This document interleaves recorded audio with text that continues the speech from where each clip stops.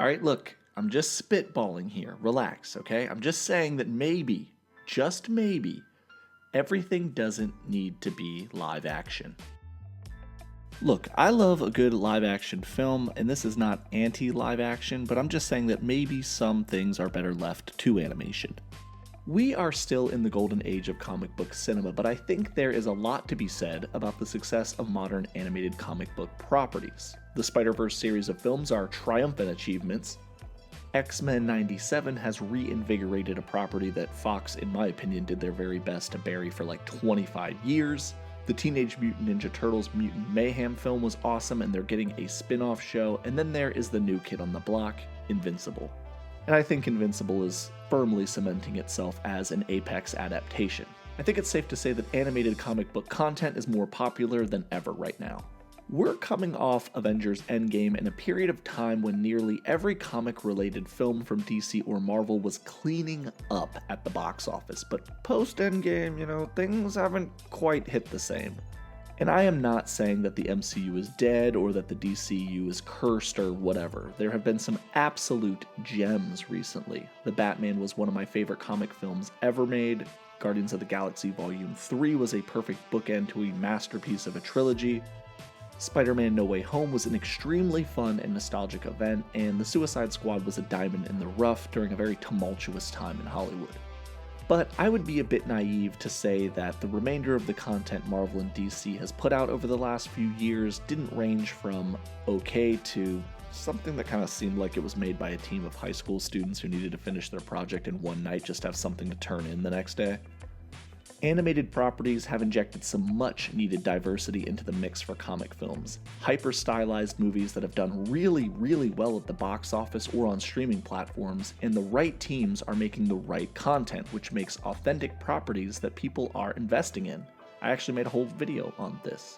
Truthfully, I think older generations in Hollywood still cling to this really outdated notion that somehow live-action television and film are the absolute artistic bar.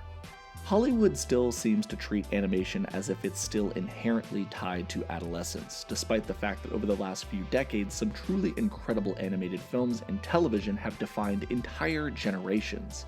A lot of this has to do with the fact that Disney, and even more so, anime and manga, have become a pivotal part of popular culture for most people 40 and under. We grew up with top-tier animation, and many of these characters and stories have defined large chunks of our lives and fandoms and hobbies that we carry today. I feel like adults and adolescents today are more likely to embrace their hobbies and the things that they truly enjoy. There seems to be a massive cultural shift where people are more likely to openly admit and discuss the fact that they're into things like anime, comic books, collectibles, and video games. Where 30 years ago, that was probably something that would get you stuffed into a locker or laughed out of your break room at work. And isn't that kind of weird? Like, it's okay to be hopelessly devoted to some sports team you're not on and know every single fact about the team, players, and championships, but if you replace Green Bay Packers with Spider-Man, somehow you're this pariah? That's right, sports guys, you're fucking nerds too.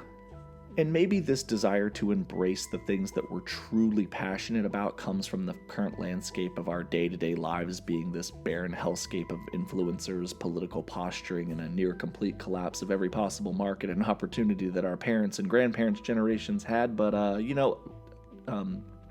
is this depressing? I'm sorry.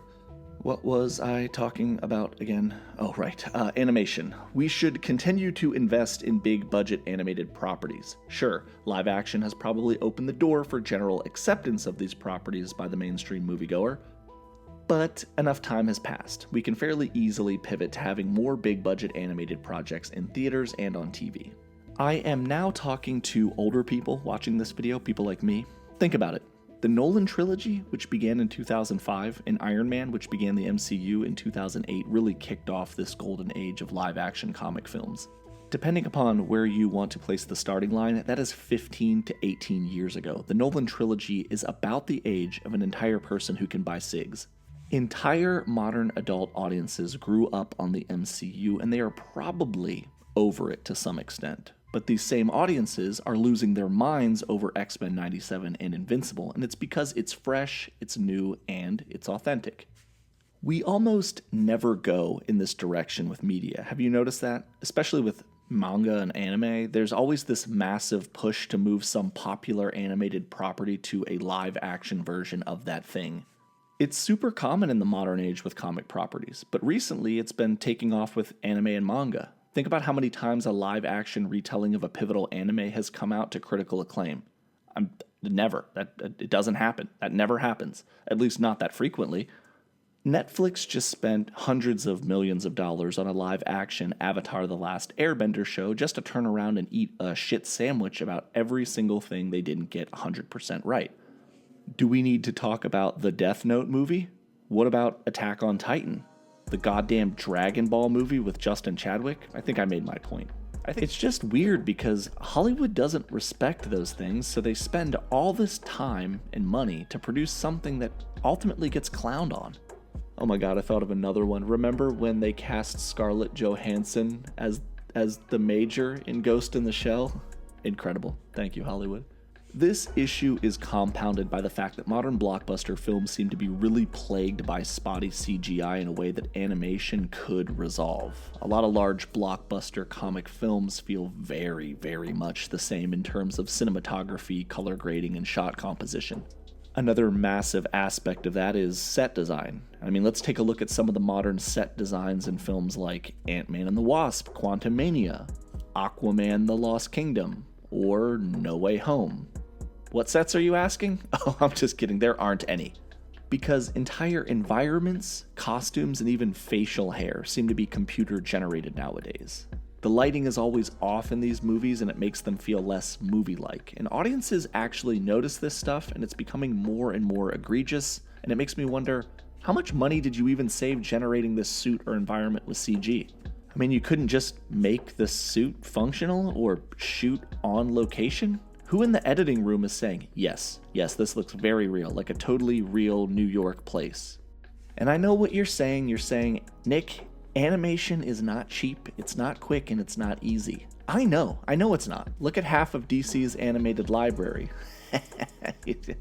Some of it's really bad. Hell, any anime fan can tell you that animation takes time and money. High-end anime shows or animated series sometimes have multiple year breaks while new seasons are created. Most shonens have 18 months through 2-year breaks, unless you're One Punch Man and then it's 11 years. There were 5 years between Into the Spider-Verse films, and recently Invincible faced a ton of backlash for an almost 2.5-year break between Season 1 and 2, and then a 4-month break between Part 1 and Part 2 of Season 2. But it's not like live action movies are made overnight either. One of the biggest complaints about the MCU is that there's too many characters and not enough opportunity to see everybody on a regular enough basis. While these characters have appearances, their solo movies often take 4 to 5 years to materialize. That is a long time for an actor to age, technology to change, and the world to move on, especially actors and actresses who play younger characters. A lot of things to consider when determining whether or not you want to translate a property to live action. And maybe this entire video was really just a setup for the last few minutes here where I tell you about some properties from comic books that I think would make awesome big budget adult animated properties. So let's do that. Here are a few projects I could foresee becoming massive smash hits if animated and done well. First up, we have Saga by Brian K. Vaughan and Fiona Staples. Saga is a sprawling space opera that's best described as Romeo and Juliet meets Star Wars. The main story follows a husband and wife, Marco and Alana, who are from warring races who fall in love and produce a child, causing them to both become fugitives of those species. It features a little of everything: ghosts, a robot prince with a TV for a head, a cat that can tell when somebody's lying. It's off the chain, but it would be impossible to make into a live-action show in any type of serious tone, in my opinion. Next, we have Birthright by Joshua Williamson and Andre Bresson. This dark fantasy tale tells the story of a young boy named Mikey who's abducted by beings from another dimension and raised to be their most powerful champion in a bid to stop an evil god king Lore from breaking through the dimensions and consuming Earth. The core of this story is about family bonds, forgiveness, and regret. Dark fantasy deserves another spot in the limelight, and I think this could be somewhat of an American Berserk in terms of popularity. X-Force is next. Hell, Marvel's doing X-Men 97, why not bring me, Nick, in and have me write and direct an X-Force show? I'd be incredible at it. I'd probably base it off Rick Remender's run, so I got to use a lot of awesome X-Force members like Wolverine and Phantom X, but I would be happy adapting early X-Force as well. Marvel, have your people call my people, which is mostly me. I don't really have anybody else. You could call Garrick and he could let me know, but just me is fine. Next, we have The Amory Wars by Claudio Sanchez, which is the story being told within the music of the band Coheed and Cambria. Spanning half a dozen albums and full spin-off stories in other albums, Coheed is a band with a huge following and a sprawling narrative. While, spoiler alert, the band is named after a pair of star-crossed lovers who die at the end of the first album, that's only the beginning of a very massive space epic that would be perfect as an animated property, but it is weird. And lastly, we have The Last God. Did I mention that I like dark fantasy earlier? Well, nobody is writing better dark fantasy than Philip Kennedy Johnson right now. Bring me this story, make it dark, and make the soundtrack full of f***ing speed metal. This tells the story of a brave group of warriors who saved the lands of Cain-Anun from the last god and his army of undead, ushering in an untold era of peace. But when the last god returns, we learn that maybe this group of warriors was a pack of filthy liars, and things are going to get dark. All of these are great opportunities for adult, big-budget animation, and I think all of them could be huge hits if done well. The audience that grew up with the MCU is getting older. They're looking to advance their tastes, and animation is not off the table for them, or even for people a little older like me. That is about it for me, but before I go, down in the comments section, tell me one comic property you would love to see become a big-budget, adult-focused animation project and why. Thank you guys for watching this video. I hope you enjoyed some of the points I made.